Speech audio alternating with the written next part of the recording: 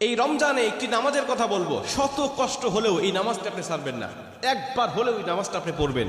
নবীজি এই নামাজের এত গুরুত্ব দিতেন, নবীজি বলেছেন জীবনে একবার হলেও তুমি এই নামাজটা পড়বে। এই হাদিসটি ইবনে মাজাহ শরীফের, তিরমিজি শরীফের এবং আবু দাউদ শরীফের 1297 নম্বর হাদিসের মধ্যে এই হাদিসটা বর্ণনা হয়েছে এই নামাজের কথা। নবীজি তার চাচা আব্বাস রাদিয়াল্লাহু তাআলা আনহুকে ডাক দিয়ে বলছেন, চাচা আমি আপনাকে এমন একটি নামাজের কথা বলছি, এই নামাজটা আপনি প্রতিদিন একবার হলেও আপনি আদায় করবেন। চাচা যদি প্রতিদিন সম্ভব না হয়, অন্তত সপ্তাহে একবার হলেও আপনি নামাজটা পড়বেন। যদি সপ্তাহে সম্ভব না হয়, তাহলে আপনি মাসে অন্তত একবার এই নামাজটা আদায় করবেন। চাচা যদি মাসেও আপনার পক্ষে কষ্টকর হয়ে যায়, বছরে একবার পড়বেন। যদি বছরেও না পারেন, জীবদ্দশায় অন্তত একবার হলেও নামাজটা পড়বেন। কারণ এই নামাজটা এত পাওয়ারফুল নামাজ। এই নামাজটা আদায় করার কারণে আপনার প্রকাশ্যে অপ্রকাশ্যে যত গুনাহ করেছেন, আপনার ইচ্ছায় অনিচ্ছায় যত গুনাহ করেছেন, আপনার অতীত জীবনে যত গুনাহ করেছেন, সব গুনাহ আল্লাহ আপনাকে ক্ষমা করে দিবে। চাচা এই নামাজটার নিয়মটা একটু ব্যতিক্রম। এই নামাজটাকে বলা হয় সালাতুত তাসবিহ। এই নামাজের মধ্যে অতিরিক্ত কিছু তাসবিহ পাঠ করতে হয়। সুবহানাল্লাহ, আলহামদুলিল্লাহ, লা ইলাহা ইল্লাল্লাহ, আল্লাহু আকবার। এই চারটা তাসবিহ একত্রিত করে সুবহানাল্লাহি ওয়াল হামদুলিল্লাহি ওয়া লা ইলাহা ইল্লাল্লাহু আল্লাহু আকবার, এই তাসবিহগুলো, এই বাক্যগুলো এখানে পাঠ করতে হয়। 4 রাকাত বিশিষ্ট এই নামাজ সালাতুত তাসবিহ 4 রাকাত পড়তে হয় এক নিয়তে। 4 রাকাত নামাজে প্রতি রাকাতে 75 বার করে করে মোট 300 বার এই তাসবিহটা পাঠ করতে হয়।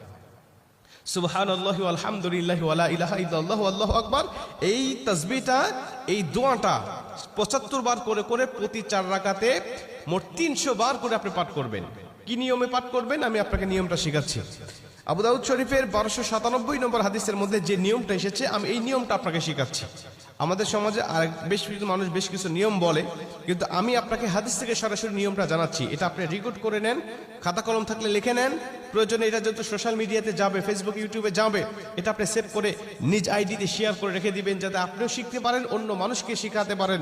আপনার শেখানোর কারণে কেউ যদি নামাজটা আদায় করতে পারে, ও যে সওয়াবটা অর্জন করবে, সওয়াবের একটা অংশ আল্লাহ আপনার আমলনামায়ও দান করবে। এজন্য এগুলো মানুষের কাছে ছড়িয়ে দিবেন যত সম্ভব হয়।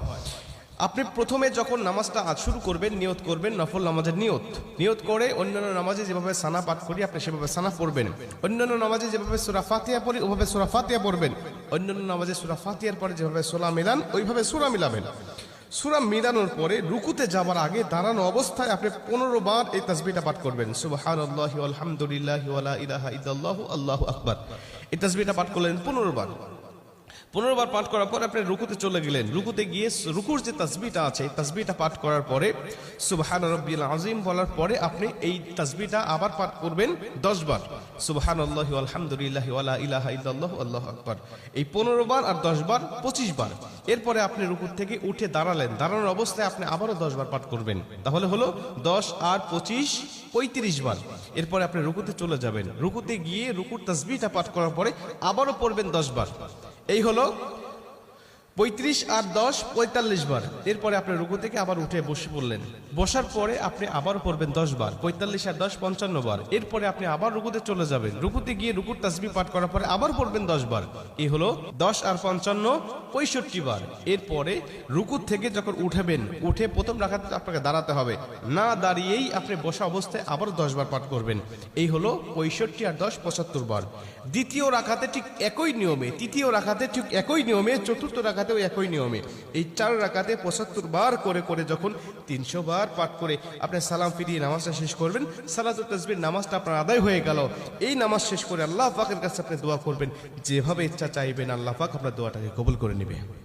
আমরা দেখেছি বেশ কিছু পিকচারের মধ্যে, বেশ কিছু জায়গায়, বেশ কিছু লেখায় আপনি এই নিয়মটা বর্ণনা করার পাশাপাশি একটু ব্যতিক্রম বর্ণনা করা হয়েছে, যে শেষ রাকাতে সেজদা থেকে উঠে বসে না পড়ে রুকুতে যাওয়ার আগেই মোট 25 বার পড়তে হবে। অর্থাৎ রুকুতে যাওয়ার আগে 10 বার আর সানা পড়ার পরে 15 বার। এই নিয়মটা বর্ণনা করা আছে, কিন্তু হাদিস শরীফের মধ্যে আমি যেটা বললাম এই নিয়মটা বর্ণনা করা আছে। অতএব এই নিয়মে যদি আপনি নামাজটা আদায় করেন, আশা করা যায় আপনার নামাজটা কবুল হয়ে যাবে।